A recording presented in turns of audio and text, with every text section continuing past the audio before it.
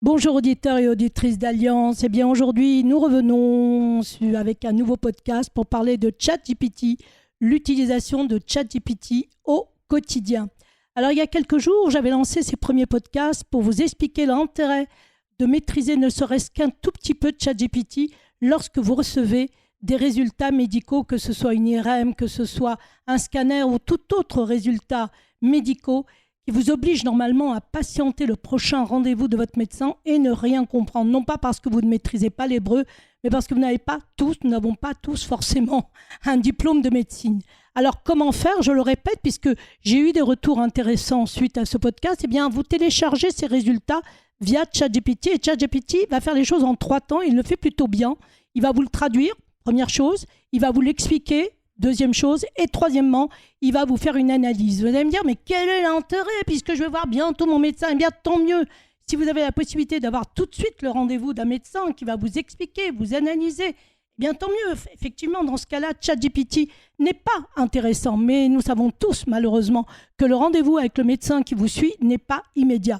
ChatGPT vous permet d'attendre en toute sérénité. Mais aujourd'hui, je voudrais vous parler d'autre chose, d'un autre intérêt de ChatGPT. Je suis tombée, un petit peu par hasard, sur Instagram, sur une photo qui m'a pour le moins surprise. On voyait un homme assez balèze, menotté, les yeux bandés de noir, où il était dit qu'il avait été arrêté en Espagne et qu'il s'agissait d'un haut dignitaire de Tsahal, arrêté pour crime de guerre, évidemment, de cet État génocidaire dont on parle constamment, Israël. Il aurait été arrêté en Espagne. J'étais surprise de ne pas avoir lu cette information ailleurs. Pourtant, l'organisation qui a lancé cette information est considérée comme sérieuse. J'ai donc, premier réflexe, plutôt has-been, je dois le reconnaître, lancé une recherche sur Google pour savoir s'il y avait un article, une information dans n'importe quelle langue, afin d'en savoir plus. Néant, nada, rien du tout. Je me suis dit, mais enfin, on ne l'a pas sortie de n'importe où, cette photo. Elle a l'air bien réelle. Alors j'ai eu l'idée de télécharger à mon tour cette image sur ChatGPT. Et en quelques secondes, j'ai eu une information capitale. Cette photo avait été prise en 2022, effectivement en Espagne. Et non, il ne s'agissait pas d'un fonctionnaire ou du moins d'un soldat de Tsahal qui a été arrêté, mais tenez-vous bien, d'un mafieux irlandais arrêté en Espagne. Alors évidemment, premier réflexe, j'ai averti l'organisation en disant « Attention, votre photo n'est pas bonne, voici les informations ». Elle m'a remercié et elle a retiré la photo.